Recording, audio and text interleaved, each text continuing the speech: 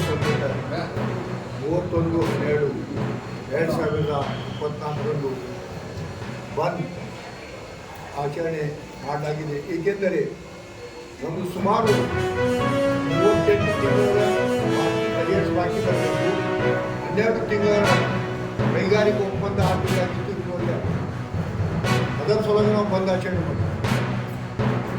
ಬಂದ್ ಅಂದ್ರೆ ಇದರಲ್ಲಿ ನಮ್ಮ ಜಂಟಿ ಹೋರಾಟ ಸಮಿತಿಯವರಿದ್ದಾರೆ. ಜಂಟಿ ಹೋರಾಟ ಸಮಿತಿಯಲ್ಲಿ KSRTC staff and workers federation, ಅಖಿಲ ಕರ್ನಾಟಕ ರಾಜ್ಯ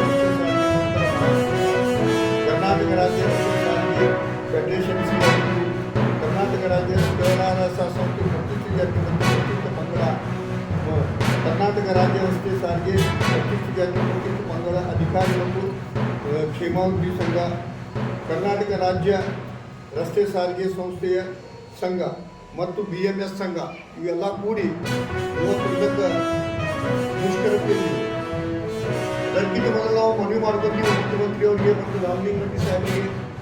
ಏನು ಮನವಿ ಮಾಡ್ಕೊತೀವಿ ಅಂದ್ರೆ ಅವ್ರು ನಮ್ಮ ಕರೆದು ಮಾತುಕತೆ ಮಾಡಿ ಈ ಕೈಗಾರಿಕಾ ಒಪ್ಪಂದ ಮತ್ತು 38 ತಿಂಗಳ ಬಾಕಿ ಹಣ ಮತ್ತು ನಿವೃತ್ತಿ ಆದವರ ಬಾಕಿ ಹಣ ಕೊಟ್ಟು ಮಾತುಕತೆ ಮಾಡಬೇಕಂತ ನಾವು ರಿಕ್ವೆಸ್ಟ್ ಮಾಡಿಕೊತೀವಿ. ಅವ್ರಿಗೆ ಕರೆದು ಮಾತುಕತೆ ಮಾಡಬೇಕು. ಸುಮ್ಮನೆ ಈ ಶಕ್ತಿ ಯೋಜನೆ ಮಾಡ್ಯಾರ. ಶಕ್ತಿ ಯೋಜನೆ ಸರ್ಕಾರಕ್ಕೆ ಪ್ರಯೋಜನ ಸರ್ಕಾರದವ್ರಿಗೆ ಶಕ್ತಿ ಯೋಜನೆ ರೀತಿಯಲ್ಲಿ ನಮ್ಮ ಬರುವ ದುಡ್ಡು ಇನ್ನೂವರೆಗೆ ಬಂದಿಲ್ಲ. ಆ ದುಡ್ಡು ಕೂಡ ಬರಬೇಕು. ಇದರ ಪರವಾಗಿ ನಮ್ಮ MN ಅದಾಪ್ ಅವ್ರು ಮಾತಾಡ್ತಾರೆ.